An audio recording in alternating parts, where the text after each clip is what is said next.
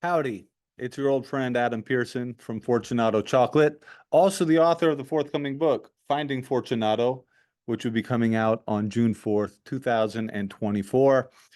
If you like really good chocolate, our family has been buying a rare variety of cocoa bean in the jungle of northern Peru for the last 16 years. That's mostly what this book is about. Check out our website, www.fortunatochocolate.com. It's in the description below. Also down below is a link to the Amazon page for the book if you would like to pre-order it. If you like this video and this content, please hit the like button and maybe consider subscribing if it's the kind of thing you would like to be notified about in the future. Here's the premise of these videos and what I am recording. I set for myself a goal to write on average a 1,000-word article, which is about takes maybe 5 or 6 minutes to read. 1,000-word article every day for 1,000 days straight. During this, so I've been writing for 641 days in a row. I also wrote the book during that time period, so I've been writing a lot. Or I've been trying to get good at writing. I'm passionate about writing. I didn't find that out until I was 38 years old, but now I know. I'm 41 now. I love to write. So I'm 641 days into writing for 1,000 days in a row.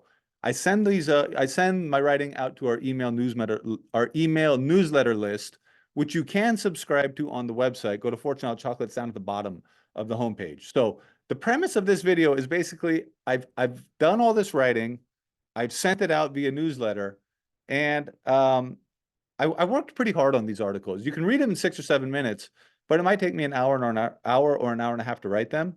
And pretty much everything I know is either in this book or in these emails. And that includes stuff about entrepreneurship.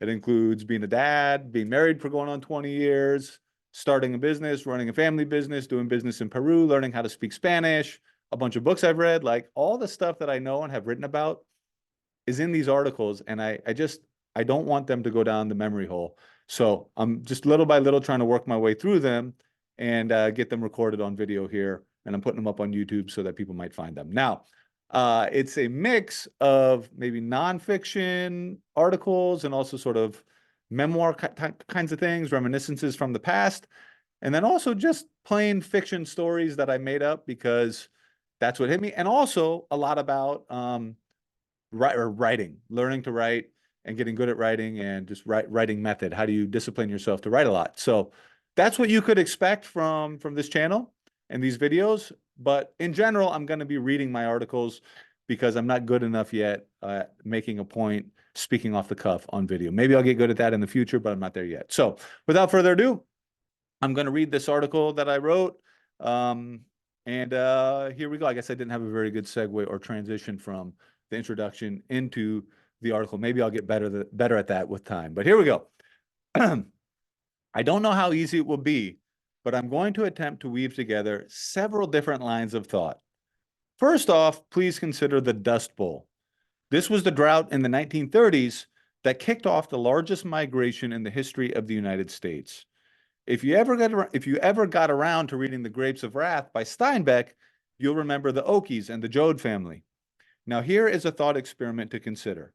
100 gallons of water poured onto the dry soil of the American prairies during the Dust Bowl would have done about as much good as a single drop from an eyedropper. Neither would have caused any benefit whatsoever. That is because there are cases when the magnitude of the externalities are so immense that 1 or 1 million amounts to the same thing. Both must be rounded down to 0. It's a strange thought, but it is absolutely true. Yesterday was a lovely day in the Pacific Northwest, sunny and windy, bright and cool. I walked from our office to our chocolate shop in the afternoon. Along the way, I marveled at, let me start this sentence over, pardon me. I'm looking at the video and I'm trying to read at the same time. It's a shame though, because I was getting into it. I'm gonna go one sentence ahead and then go do it again. So, yesterday was a lovely day in the Pacific Northwest, sunny and windy, bright and cool. I walked from our office to our chocolate shop in the afternoon. Along the way, I marveled at trees as wind blew through. Trees sway in many ways and on many levels when subjected to a strong wind. The thick limbs that come out from trunks flow up and down and side to side in long, smooth, flowing swipes. Smaller branches that stick out from the big limbs tremble. I have paper here. I printed this out.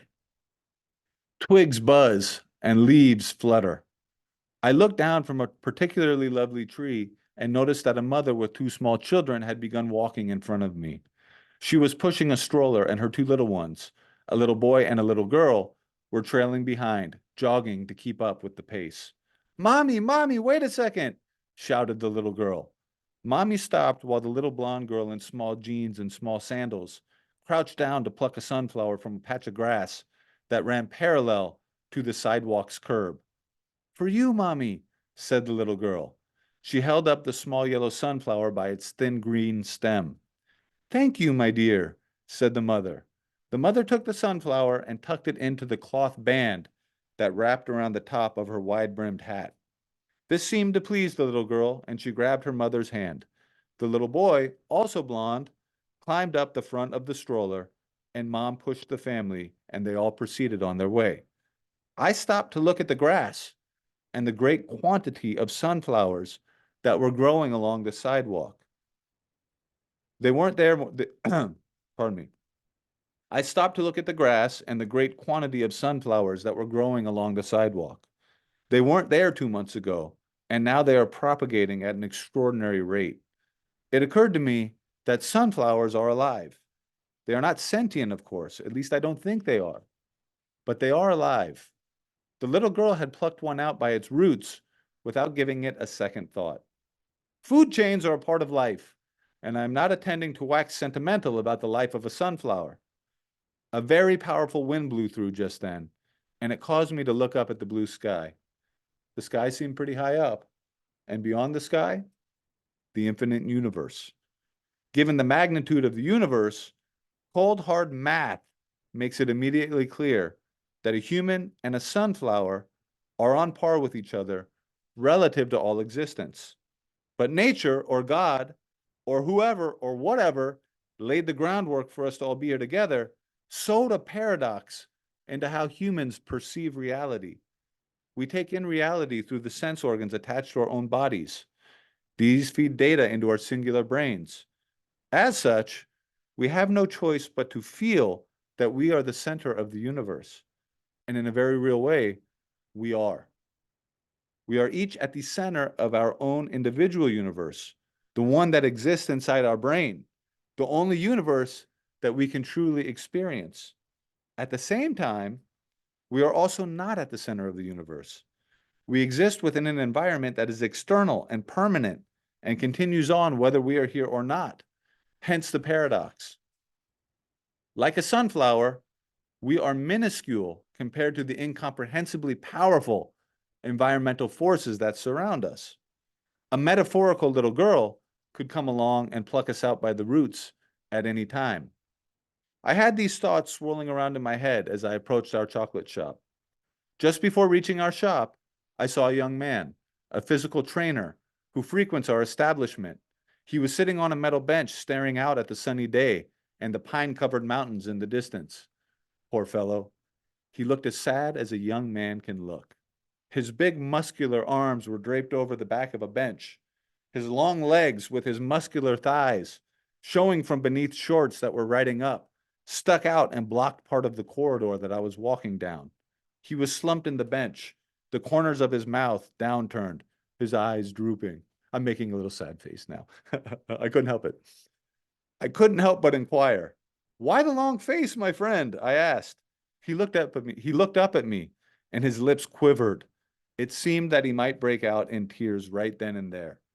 "Everything is going against me right now, man. Life is kicking my butt, and I can't catch a break," he said. "What happened?" I asked. "My girlfriend broke up with me." This is how he talked. "My girlfriend broke up with me. I just got fired, and my car was stolen last week. Everything is falling apart on me, man, and I'm sick of it." Wind blew through the corridor. We looked out at the shopping center parking lot, and I saw the trees dancing, just the same as on the other side of town. "How old are you, man?" I asked. 23, he said. "Did you ever work in sales?" I asked. "Nope," he said. "Want some advice from an older man?" "Sure," he said. I told him, when I worked in sales, I learned not to judge success by how many sales I made, I learned to judge success by how many times I picked up the phone. Sales will come if you make enough calls. I couldn't force a person to buy from me. That was their decision. But I decided how many times I'd call. I told him that the world is big and you are small and you can't control what happens to you, but you do have complete control over your own actions.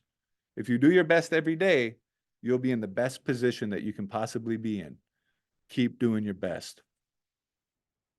Thanks, man. I'll try, said the young fellow.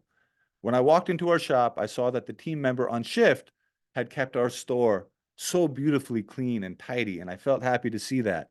Tito Puente, Oye Como Va, the original, was on the speaker. I did a little salsa step and clapped my hands. The paradox was in my favor I did a little salsa step and clapped my hands. The paradox of life was in my favor just then, and the sunflowers on the sidewalk had nothing on me. Thank you so much for your time today.